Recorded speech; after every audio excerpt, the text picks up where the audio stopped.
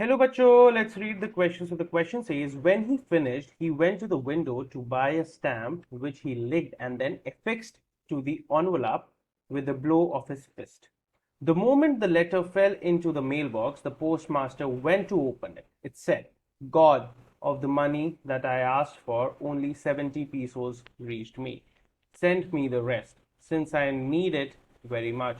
But don't send it to me through the mail because the post office employees are a bunch of crooks. Lencho. तो बच्चों इसका मतलब क्या हुआ कि लेंचो ने एक खत लिखा, एक एनवलप में उसको डाला और उसको बंद कर दिया और मेल बॉक्स में डाल दिया। अब उसमें क्या लिखा था? जब पोस्टमास्टर गया और उसने खोला कि भगवान, मतलब एक गॉड, गॉड मतलब यहाँ पे मेटाफोरिकली यूज कर रहा है कि जो मैंने आपसे पैसे मांगे थे उसमें से सिर्फ 70 पीसोज मेरे पास आए, 70 पीसोज मेरे पास आए हैं, मुझे बाकी भेज दो, मेरे को बहुत ज्यादा जरूरत है। बट मेल के थ्रू मत भेजना, या मेल मत करना, उसे ऐसे खत के तौर मत भेजना, क्योंकि यहाँ पे जो पोस्ट मास्टर और ऑफिस के एम्प्लॉयज हैं ये बहुत बड़े क्रूक्स हैं, बहुत बदमाश हैं। ये लेंचो ने बोला। Now pick the most suitable quote for this extract. Option A, it is easier to fool people than to convince them that they have been fooled, by Mark Twain. Option B, real knowledge is to know the extent of one's ignorance, Confucius. Option C, you see a person's true colors when you are no longer beneficial to their life, Anonymous.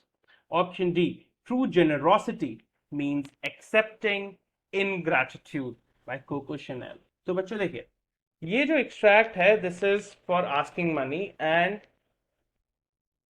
आपको कोई नहीं दे रहा है, right? आप क्या करोगे? You could go and fight with them? नहीं। तो ऑप्शन डी को अगर मैं देखूं, ट्रू जेनरोसिटी, मतलब आपका जो हम्बलनेस है, जो आप जेनरस, जो जेनरस पर्सन है, आप अपना ट्रू सेल्फ आप तभी दिखाएंगे जब आप दूसरों के इनग्रैटिट्यूड, अनथैंकफुल नेचर को एक्सेप्ट करना सीख लें। So the correct option would be option D, that is true generosity means accepting ingratitude. Ingratitude by Coco Chanel. तो पहला वाला इसलिए नहीं क्योंकि उसमें लिखा it is easier to fool people than to convince them that they have been fooled, कि लोगों को पागल बनाना आसान है उससे कहीं ज्यादा कि उनको ये बताना कि आप मूर्ख बन चुके, पागल बन चुके, जो मार्क ट्वेन ने कहा। रियल नॉलेज जो भी है, real knowledge is to know the extent of one's ignorance, कि आपकी असली नॉलेज, असली ज्ञान तभी है कि आप एक की इग्नोरेंस का एक्सटेंड बता पाओ कि ये कब तक इग्नोर करेगा आपकी चीजें। Option C, you see a person true colour when you are no longer beneficial to their life, आप लोगों के रंग तभी असली देखते हो आपके तरफ जब आपको उनसे कोई फायदा ना मिल रहा हो लाइफ में। तो ये तीनों कोई सेंस नहीं बना सकते हैं इस ट्रैक का। So we have chosen true generosity means accepting ingratitude. The correct option is option D. I hope you understood it well. Best of luck.